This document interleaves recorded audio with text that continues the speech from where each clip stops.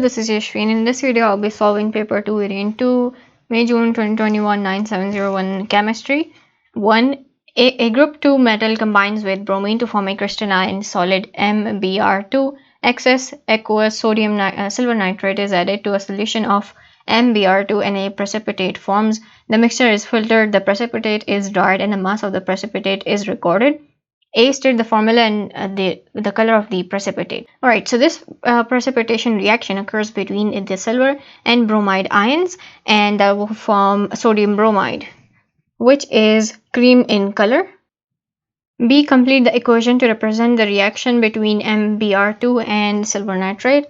Alright, so you write down the formula of the product and the second product as well. So we know that first off we're gonna have silver bromide, and the remaining of the reactants also react to give another product, which would be MnO3 twice. Now why am I writing twice? Because M is a group 2 metal, and if you know about making formulas, you'd know that you start by writing the symbol of the element or the ions, write down their valency below them. So M is being a group 2 element, has a valency of 2. Nitrate ion has a valency of 1. You cross them together and you get the number of elements or the ion in one molecule of that compound. Now as you can see, we've got 2 bromines at the reactant side, so you gotta balance that over here, which you need to balance the number of silver atoms and the nitrate ions on the reactant side as well.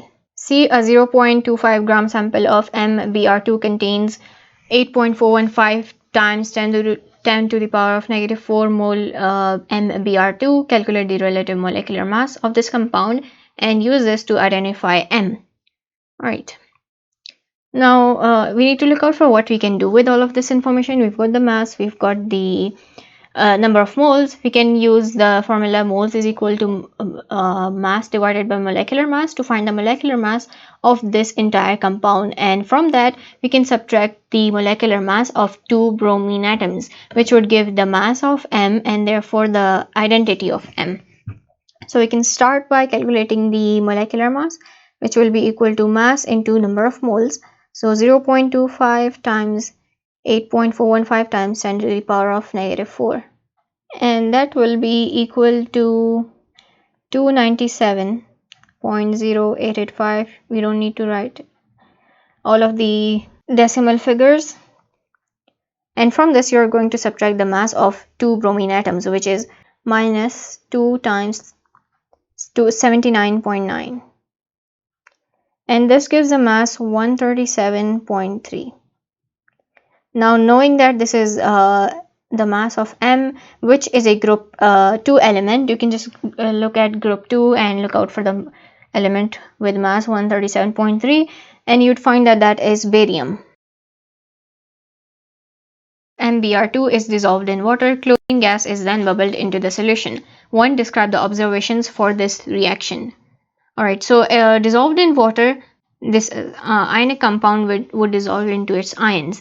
Now chlorine being more reactive than bromine, or being a stronger oxidizing agent than bromine, chlorine will oxidize bromine to form the chloride ion, and so the bromide ion would get converted to bromine, the neutral bromine element, which is why you'd see orange or formation of orange or brown colored solution, because bromine would be converted from its ionic form from bromide ions to bromine as it's displaced by the more reactive chlorine. To name the type of reaction that occurs when MbR2 reacts with chlorine gas, this would be displacement, as chlorine displaces the bromide ions. E. Compound Y is a pure insoluble solid which contains halide ions. A single reagent is added directly to compound Y to determine the halide ion present. Identify the reagent added and state the observation which would confirm that Y contains bromide ions. To show the presence of bromide ions in Y, you need to oxidize bromide ions to bromine, which would be visible as a brown in color. And so if you added sulfuric acid, concentrated sulfuric acid, that would oxidize bromide ions to bromine, and you'd be able to see that as brown vapor. Separate 1 gram samples of 3 different magnesium salts are tested in order to identify an ion present in each sample. So the negative ion is supposed to be identified. 1. Explain how the action of heat is used to identify which sample is magnesium carbonate, magnesium nitrate, and magnesium oxide. Alright, so starting with magnesium nitrate, when heat is used to decompose magnesium nitrate, it produces a number of gases, including nitrogen dioxide, which is brown in color. So you'd be able to easily detect that. And when magnesium carbonate is heated, as well as magnesium nitrate, their mass is going to decrease. So because magnesium carbonate will form magnesium oxide plus carbon dioxide. As for magnesium nitrate, it will form a magnesium oxide plus nitrogen dioxide plus oxygen. That means you're getting magnesium oxide from both of these compounds and a mixture of gases. On the other hand, magnesium oxide will not decompose. That means the product that you'll obtain by heating magnesium oxide will have the same mass. And so you could write how heating these two compounds decreases their mass, but the mass does not decrease when magnesium oxide is heated. Configuration of magnesium cation present in these salts. So magnesium as a neutral atom has an atomic number of 12, so that would be 1s2, 2s2, 2p6, and 3s2. Becoming a cation, when it loses 2 electrons, those will be lost from the outermost 3s orbital, which means the new electronic configuration would be 1s2, 2s2, and 2p6. A sample of magnesium carbonate is distinguished from a sample of magnesium hydroxide by adding a small amount of each solid to hydrochloric acid. State one similarity and one difference in these two reactions.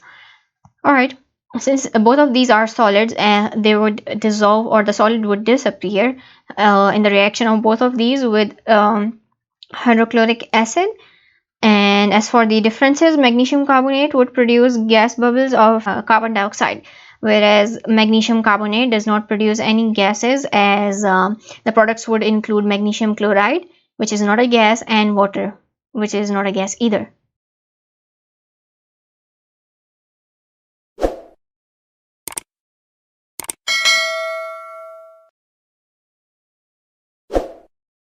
Two, the strength of interaction between particles determines the substance is a solid, liquid, or gas at room temperature. A. Lithium sulfide is a crystalline solid with a melting point of 938 degrees Celsius. It conducts electricity when it's molten. 1. Give the formula of the particles present in solid lithium sulfide. So the particles would be ions in the ionic lattice. Lithium, being a metal, has a charge of positive. Has a positive charge, and because it is in +1, it loses 1 electrons present in its outer shell, so it gains a charge of +1. Sulfur ion, being in group 6, has a charge of group number -8, which is 6 minus 8, meaning 2. So it gains 2 electrons to gain a charge of -2. To explain in terms of structure of the crystalline solid why lithium sulfide has a high melting point, that's because lithium sulfide has a giant ionic lattice with strong electroforces of attraction between the oppositely charged ions of lithium and sulfide. A great amount of energy is needed to break these bonds. B. Carbon monoxide is a gas at room temperature and pressure. It contains a coordinate bond. 1. Explain what is meant by a coordinate bond. So this is a covalent bond formed when one element in a covalent bond donates both electrons to form a single bond. For example, when nitrogen acts as a base to accept hydrogen ions, the lone pair of electrons on the nitrogen is donated to the hydrogen ion or the proton to form a dative bond. 2. Draw a dot and cross diagram to show the arrangement of outer electrons in carbon monoxide. Show the electrons belonging to carbon as crosses and those belonging to oxygen as dots. Alright, so carbon is in group 4, it has 4 electrons in its outer shell. Oxygen is in group 6, it has 6 electrons in its outer shell. So the oxygen is going to donate a pair of electrons. Oxygen has donated a pair of its electrons, which are represented by these dots. This forms one of the bonds in the triple bond, and the rest of the 2 bonds are made when each of the two elements donates an electron. So the second bond and the third bond, both of which include an electron from each of the two elements. C. Nitrogen is also a gas at room temperature and pressure. Neither carbon monoxide nor nitrogen is an ideal gas. One, state two assumptions that are made about the behavior of particles in an ideal gas. So it's assumed that they have no intermolecular forces of attraction and the size of molecules of the gas is negligible compared to the volume of the gas. To explain why nitrogen does not behave as an ideal gas at very high pressures, because when pressure increases, that means nitrogen molecules present in the nitrogen gas are going to come closer together. Now you're going to use the previous answer to explain how that makes nitrogen not have an ideal gas behavior. So when molecules get closer together, their intermolecular forces of attraction become more significant, and the size of the molecules becomes no longer negligible compared to the volume of the gas, because when the pressure is decreasing, that means the volume of the container in which these gases are contained is also decreasing, and so the overall volume of the gas is decreasing. However, the size of the molecules does not decrease, and so when the total pressure increases, the size of the molecules becomes more significant. 3. Complete the table by naming all types of intermolecular forces or van der Waals forces in separate samples of nitrogen and carbon monoxide.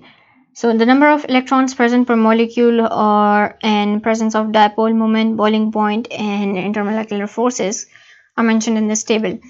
Alright, nitrogen in a nitrogen molecule, the two elements that are involved are nitrogen atoms because they have equal electronegativity values. That means they have equal attraction for the pair of electrons involved in the covalent bond. That means there is no unequal distribution of electrons between these two atoms involved in the covalent bond that forms, and so there is no dipole moment, which means that intermolecular forces occur due to temporary dipoles and or instantaneous dipole induced dipoles.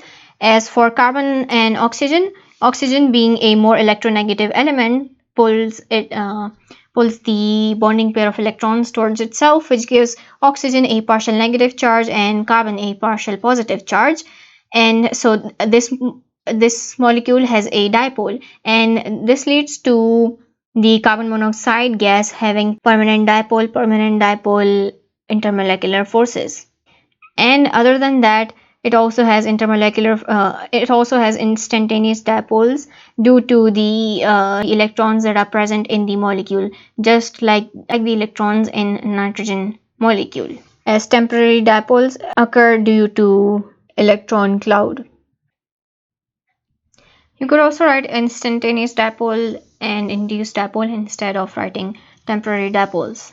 4. Suggest why the bond in a molecule of carbon monoxide contains a dipole moment. So as I mentioned earlier, carbon and oxygen have different electronegativity values. They have different attraction for the bonding pair of electron. Oxygen, being more electronegative, pulls the bonding pairs of electrons towards itself, which gives oxygen a partial negative charge, carbon a partial positive charge, making carbon monoxide molecule giving carbon monoxide molecule a dipole moment. 3. A large excess of 2-bromo-2-methylpropane is added to 0.001 mole of sodium hydroxide, which contains a few drops of phenolphthalein indicator. A stopwatch is started as soon as the substances are mixed. The time taken for the pink color to disappear is recorded. The experiment is repeated at different temperatures, keeping all concentrations and volume of reagents constant. And this table shows the effect of temperature on the time taken for the pink color to disappear. A. Explain what is meant by the term rate of reaction. So this is the amount of reactant used up or product made divided by the total time taken. The graph shows the energy distribution of molecules in a sample of 2-bromo-2-methylpropane at 25 degrees Celsius. EA represents the activation energy for the reaction. 1. Label the graph to show the proportion of 2-bromo-2-methylpropane molecules which have sufficient energy to react. That means all of the molecules that have energy greater than the activation energy. Since this is the activation energy, that means this area of the graph represents the molecules containing energy greater than the activation energy. So I'll label this region over here. To use the same axis to sketch the distribution of energies of molecules in a sample of 2-bromo-2-methylpropane at 50 degrees Celsius. So that is a higher temperature. That means most of the molecules are going to contain energy that is greater than the activation energy. And so the area of the graph beyond this label is going to increase. But the total area of the graph has to remain the same because the number of molecules has to remain the same, which means that the height will decrease. So let's see something like this. The further sketch is not part of the answer. I'm just using it to explain.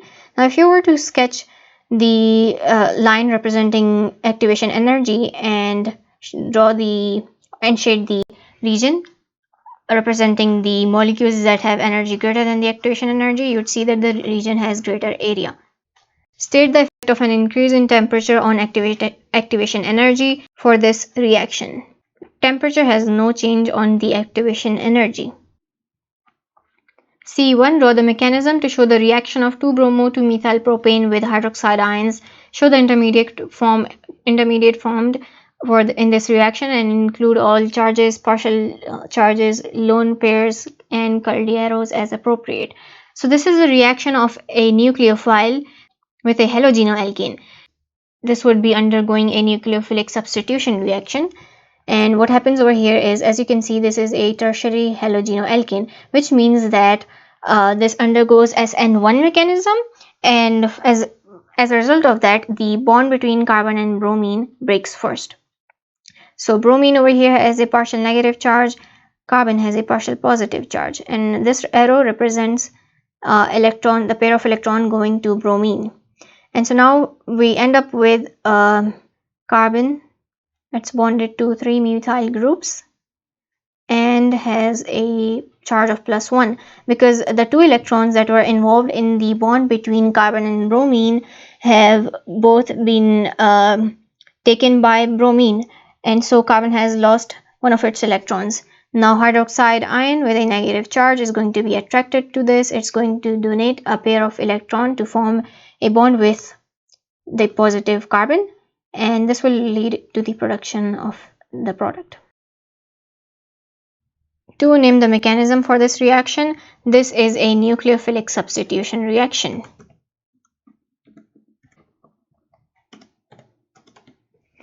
D. The original experiment is repeated at 25 degrees Celsius with 2-chloro-2-methylpropane instead of 2-bromo-2-methylpropane.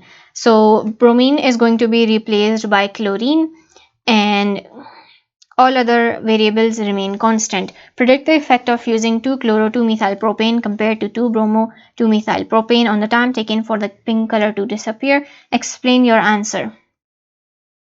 Now this experiment is going to take longer time, as in the first reaction step, as you'd see, the bond between halogen and carbon has to be broken. The bond between carbon and bromine is not as strong as the bond between carbon and chlorine. That means in the second experiment, the time taken to break this bond, and therefore the time taken for the reaction to complete to cause change in color, is going to be greater.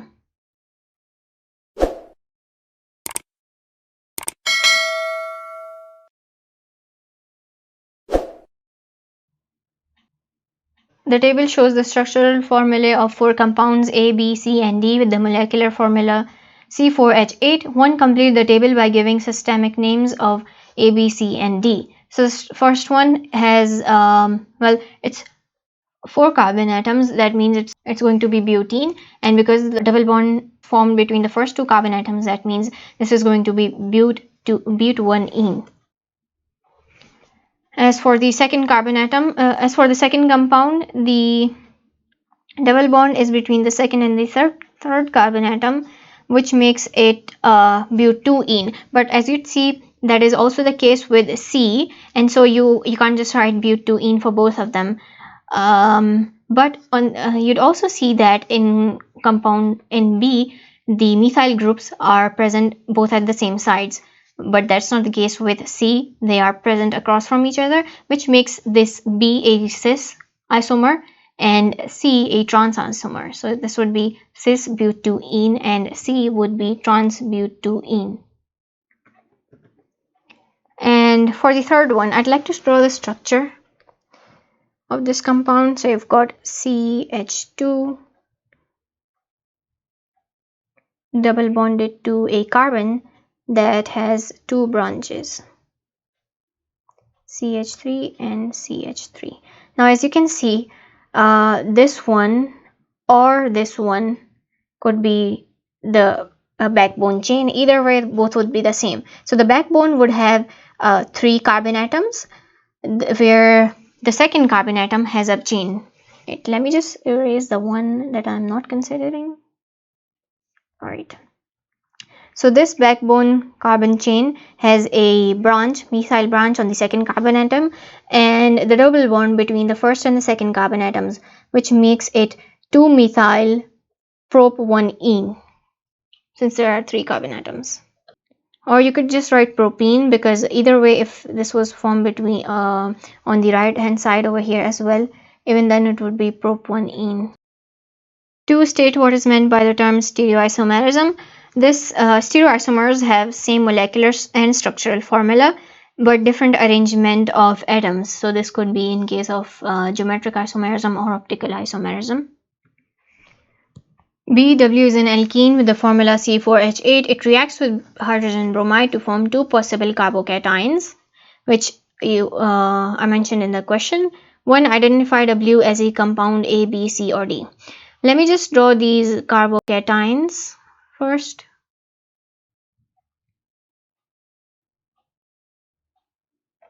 Alright, so in the first case, you've got a methyl group, then carbon with a positive charge, bonded to hydrogen, CH2 and CH3. And in the second case, you've got CH2, the first carbon having a positive charge that is bonded to the rest of the 3 carbon atoms. Alright, now the positive charge is obtained by one of the 2 carbon atoms that are involved in the double bond. So looking at the compound A, the 2 carbon atoms, these are the 2 carbon atoms involved in the double bond. That means either one of them has to gain the positive charge when the pi bond breaks. And as you can see, in both of the carbocations that form from W, the first and the second, either the first or the second carbon gains the positive charge, which means these 2 had been involved in the double bond, which is the case in compound A. And there are no branches that, since there are no branches, that eliminates D, and as the positive charge is present on the first carbon atom as well, it would eliminate B and C. So we're only left with A. Draw the skeletal formula of the major organic product formed when HBr, hydrogen bromide, reacts with W. Explain why this is the major organic product. So the major organic product forms from the forms using the carbocation that has greater stability. And so this one over here is a primary carbocation, and this one is a secondary carbocation. The greater the number of alkyl groups that are bonded around the carbon with the positive charge, the greater the stability. And that means for the first case, as there are 2 alkyl groups, that means this carbocation is going to form the major product, as it has greater stability due to the positive inductive effect of the alkyl groups. On the other hand, the second carbocation has only one alkyl group and so this carbocation is less stable and therefore forms minor product. And we're supposed to be drawing the skeletal formula. Alright. When it reacts with hydrogen bromide, so bromide ions would attack the carbon with a positive charge, and because we're using the first case as the major product, that means bromide ions would form a bond with this carbon atom, and this would lead to the production of 2-bromobutane, CH2 and CH3. And we're supposed to be drawing the skeletal formula. So I've got to have a backbone of 4 carbon atoms. 1, 2, 3, and 4, and bromine on the second carbon atom. And this is the major product because it is formed using secondary carbocation that is more stable than a primary carbocation due to the positive inductive effect of greater number of alkyl groups. Identify the role of concentrated sulfuric acid in this reaction. Alright, so from propanol, you're eliminating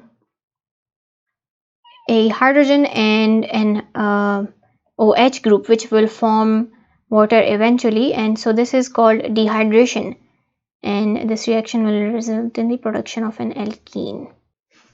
So sulfuric acid causes dehydration of propanol, which is why it's called the dehydration in this reaction. D-alcohol Y reacts completely with when warmed with acidified dichromate ions to form Z. Propan-1-ol when oxidized using this and distilled as soon as it is made, that means this will result in the production of aldehyde. If this was not distilled, it would have completed further reaction to form propanoic acid. Tollens reagent is added to a sample of Z, which is aldehyde formed by the oxidation of alcohol, is warmed, a silver mirror forms. 1. Name the type of reaction that occurs when Y reacts to form Z. This is again oxidation, as alcohol is oxidized to form aldehyde. 2. Identify a tick with the functional group present in Z. Again, that would be aldehyde only. 5. S is a secondary alcohol with the molecular formula C4H10O, draw the displayed formula of S. So if it's a secondary alcohol, that means the carbon that is bonded to the OH group is also bonded to two alkyl groups. So it's only bonded to one hydrogen atoms. Say for example, this is the carbon, it's bonded to OH, that means it's only got one hydrogen atom and the rest two are alkyl groups. Now we're left with one more carbon atom since there are a total of 4. So I'll draw that over here. And here you've got compound S. S is converted to V in a 3-step reaction sequence.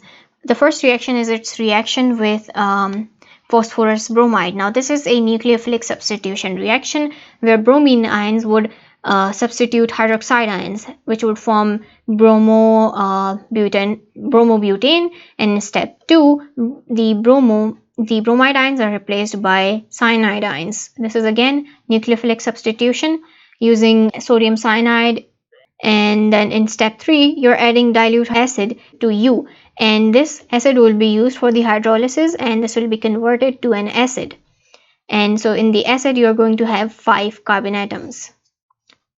In step 1, the secondary alcohol S reacts with lead bromide to produce T, which has the molecular formula C4H9Br. 1. Give the systemic name of T. T is 2-bromobutane, as in the secondary from the secondary alcohol you're displacing OH by B, so it's going to bond with the second carbon atom. 2. Name the type of reaction that occurs in step 1. That would be nucleophilic substitution. 3. State the reagents and conditions needed for step 2. So you'd need sodium cyanide in ethanol and heat under reflux. If sodium cyanide was dissolved in water, then hydroxide ions could possibly act as the nucleophile, which we don't want. We want the cyanide ion to be acting as the nucleophile in this reaction, and so we're dissolving it in ethanol. So there are no hydroxide ions to act as nucleophiles, and we want to heat this under reflux. 4. Step 3 involves heating C4H9CN with dilute acid to form V. Complete the equation for this reaction. Alright, so this would form, since this is a hydrolysis reaction, the CN would be converted to CO2H, and so the cyanide is replaced by O2H. Now as you can see, you've got 2 extra oxygen atoms, and that means you need to balance that over here, right? And as for the hydrogen atoms, this is one of the products that form. In the next product, you need to use up the nitrogen that has been displaced, and this would form ammonium chloride. Now this chlorine has come from the acid, and now you can balance the number of hydrogen. You've got 4 over here and 1 extra over here. That means you need to have 5 in total. You've got 4 additionally and 1 over here, so that would make a total of 5. An unlabeled sample contains either S, T, or U. The sample produces the infrared spectrum shown. Explain how this spectrum confirms that the unknown sample contains U. In your answer, identify one relevant observation in the infrared spectrum and the bond that corresponds to this absorption in the region 1500 centimeters. You need to look out for the group that is present in U that causes distinct absorption that will not be found in S or T, and so you need to look out for the differences between U with S and T. S contains the alcohol group, T contains the carbon bromine bond, and U contains the cyanide ion. That means if this represents the infrared spectrum of U, it needs to have absorption corresponding to this group. And using the data booklet, you'd be able to see that the percentage transmission for the bonds between carbon and nitrogen from in U is between 2200 to 2500, which is this absorption over here. For the bond, this absorption corresponds to the triple bond between carbon and nitrogen atom. I'll just write that down over here. So the absorption between 2200 to 2500 due to the triple bond between carbon and nitrogen. And this is it. We are done with this paper.